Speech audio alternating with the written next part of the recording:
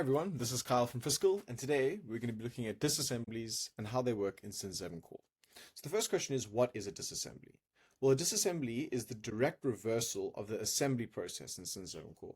So it's where we take a completed kit or bundle and we break it back down into its individual components to either write off or to put back into our stock.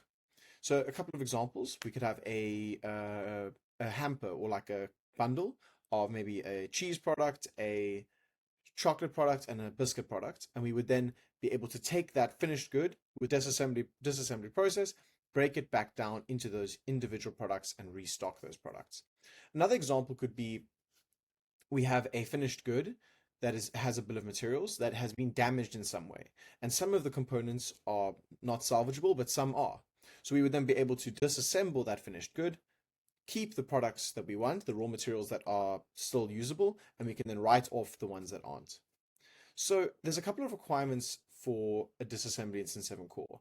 We have to first have a product that has a bill of materials. So if we go to our inventory, we go to our products, and here I've made a product for us today. It's called the new drone. So if we open this product up, we can see this product has a bill of materials. And in this bill of materials, we have a battery, a flight controller, a receiver, and a frame. So we now have a bill of materials, which means that we can disassemble this product. So we then need to make sure that we actually have an on-hand value for this finished good. So how do we do that? We go to our inventory, we're going to go to our availability screen. And in here, we can type our SKU. And as you can see here, we have 5 on hand at our main warehouse. So we have everything we need. Let's hop into a disassembly. So we're going to go to our production and we're going to go to a new disassembly. Right, location, main warehouse, because that's where our products are. We are going to choose the new drone SKU, and we want to disassemble, let's say we want to disassemble 3 of them.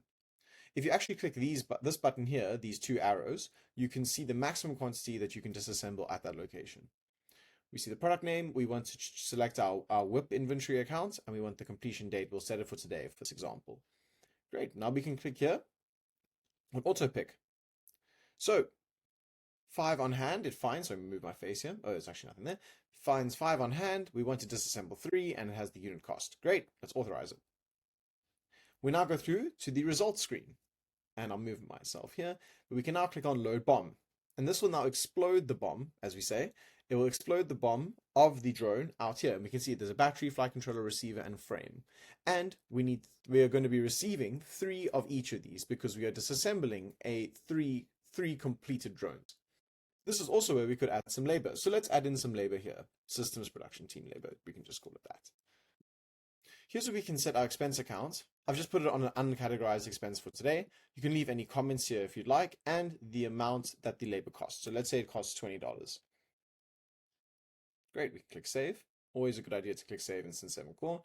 And we are now ready to complete. So we now completed. Great, now let's examine some of the financial impact that this had.